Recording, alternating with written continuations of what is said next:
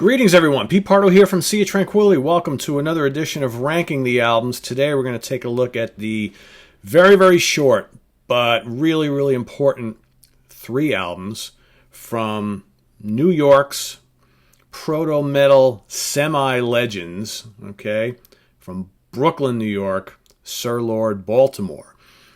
Some of you might be saying, oh, either I never heard of this band before, or you know what, God, I always hear stories about these guys, but I've never listened to them, or maybe somebody out there love them, because I don't know, I get a lot of people ask for Sir Lord Baltimore here on the channel, so I'm going to give it to you. So they've only got 3 albums. So they released their first 2 albums in 1970, 1971. Then they broke up for many, many years, reunited back in the 2000s for one more album, and then a couple guys from the band died, and that's basically going to be it, right, from these guys. But let me tell you something. 3 really, really cool albums. So again, the first album released in 1970. Mercury Records, pretty cool. They were actually on a major label, which is actually very, very cool. So the guys in the band at the time, John Garner on drums and lead vocals. So here's one of those rare bands where the singer is the drummer. Louis Dombra on guitar and Gary Justin on bass. Also, producer Mike Apple worked with these guys. So I'm going to rank the 3 albums according to my preference. And not surprisingly, well, you know, let me just get into it here. So the first album, and I don't actually have this one. It's almost impossible to get. I think they only released it through like mail order, and it's long out of print. If anybody knows of somewhere I can get a copy real cheap, let me know, because it's actually really good. You can listen to the full album here on YouTube. It's actually called Sir Lord Baltimore 3 or 3/-Raw. Okay, so the third album, Raw. It's kind of a short album. It's only got 6 tracks. And it was recorded with, you had John Garner on lead vocals and drums. You got Louis Dombra back on guitar, Gary Justin on bass, Sam Powell also helping out on bass on a couple tracks. So again, this is going to be the last album from the band.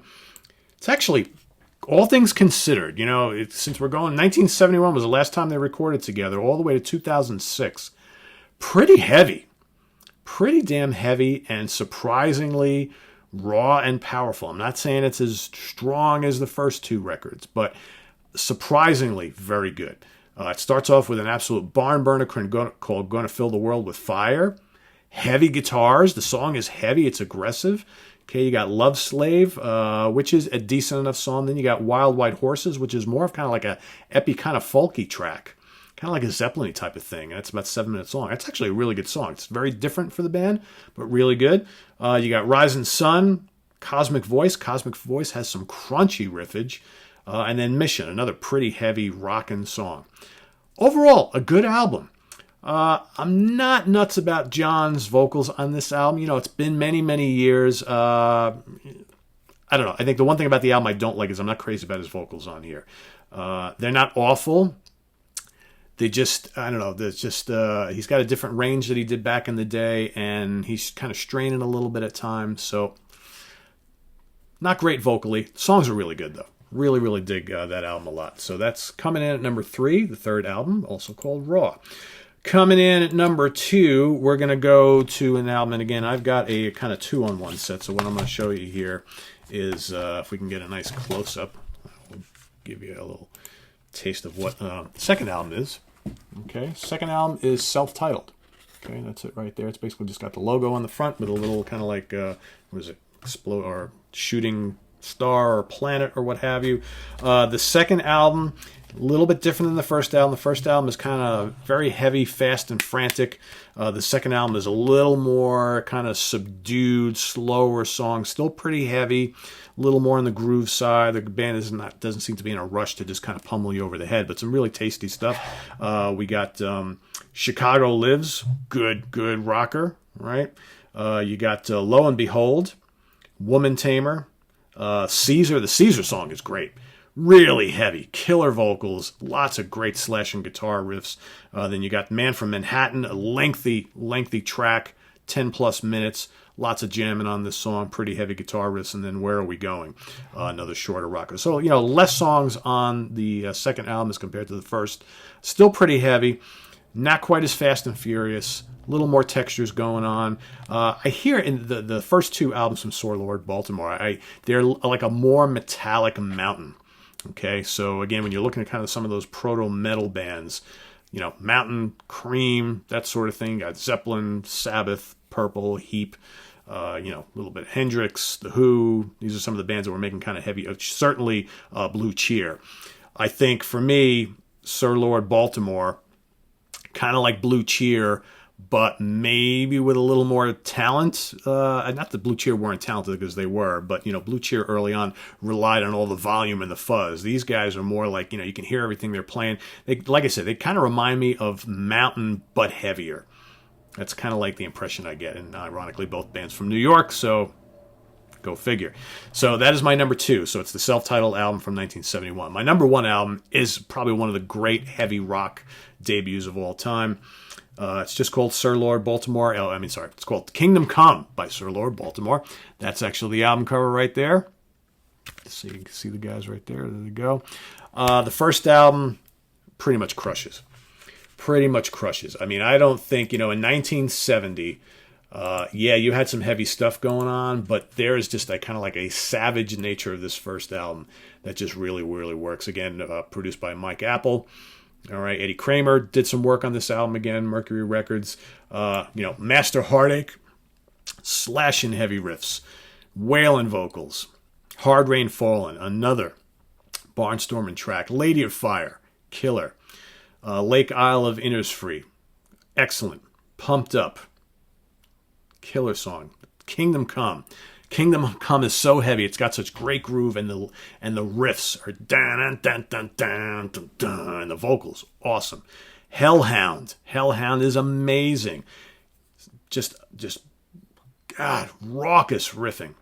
Okay, maniacal drumming. I Got a Woman, cover of an old Ray Charles tune.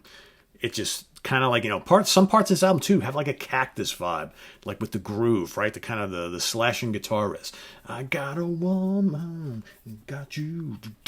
It's just a pumping song, all right? Then you got Helium Head and Ain't Got Hung Up on You, right? So a lot of tracks. You got 10 tracks on here. It's just under 40 minutes long. A lot of content on this album. I dig it quite a bit. Like I said, it's kind of cool to have the both albums on one CD, because they kind of just bleed right into each other. And you can kind of tell the difference of where the first album ends and the second album kicks off, right? I prefer the first album. The second album is really good. It's a little bit different, but the first album is just absolutely in your face, crunchy, early proto-metal. I'm telling you, it's heavy, heavy stuff. When a lot of people talk about some of the heaviest albums of the late 60s, early 70s. And, Zeppelin's first 2 albums, Deep Purple and Rock, Uriah Heep's first album, you got Disraeli Gears, you got Budgie's first couple albums and stuff like that. Man, Sir Lord Baltimore's debut, man, Kingdom Come, right up there with all of them. And just so, so good. So, so heavy, just raw, in your face. Heavy rock, heavier than a lot of stuff coming out at the time. So pretty cool. So there you have it. So the third album, Raw, is going to come in at number 3. Number 2 is going to be the self-titled Sir Lord Baltimore. And number 1 is going to be Kingdom Come. So they have 3 really cool albums. Like I said, if anybody knows where you can get a copy of the third one, I would definitely like to scat it down. I did some searching yesterday, but all my usual suspects out of print, right? None available. So like I said, I think it was just a limited run, kind of like a mail order thing, probably directly from the band's website or something like that. But definitely cool. You can go on YouTube and listen to it for free, right? If that's what you dig. So there you have it. Sir Lord Baltimore. Curious to see your thoughts on this great, great influential heavy rock band from Brooklyn, New York, Sir Lord Baltimore. Visit us on the web at www.seaoftranquility.org. We're on Facebook, we're on Twitter, of course, we're here on YouTube all the damn time. So we'll see you guys probably later today. We got a cool Ranking the Album show that's going to tie 3 bands together that are like very much tied together. The Gods, and not the Gods with the Z, Gods, Toe Fat, and Head Machine. Very notable for those. All 3 of those bands contain future members of Uriah Heep and Jethro Tull, Carmen, that sort of thing. You got John Glasscock, you got Ken Hensley, Lee Kerslake, all sorts of cool, they're all related. So we're just going to do them all in one show. So stay tuned for that. We've got, coming up tomorrow, Deep Cut Dive. Jack Toledano is coming back on the show. We're going to do a Deep Cut Dive with Deep Purple.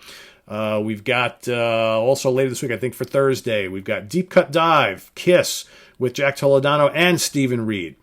Okay, Martin Popoff's coming back on the show this week. We're going to do a ranking the albums of Moxie. We're going to work on ranking the albums of Trouble.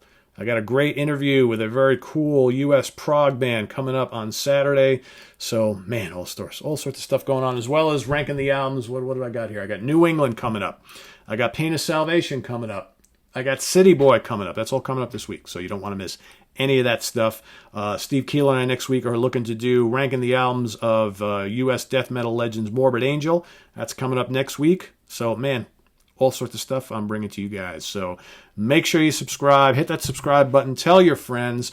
All right, let those ads run the beginning of the video, folks. That helps me make a little bit of cash here, too. If you want to contribute a couple bucks every couple of weeks or a month or whatever, we got a Ko-Fi link in the description. Just click on that. You can send me a couple dollars here. That'll help out buying more CDs to talk about and all that great stuff, keeping this going, hopefully, getting new equipment, all that kind of stuff. So I'm going to bring it for you guys, right? So see you real soon. Take care. Bye-bye.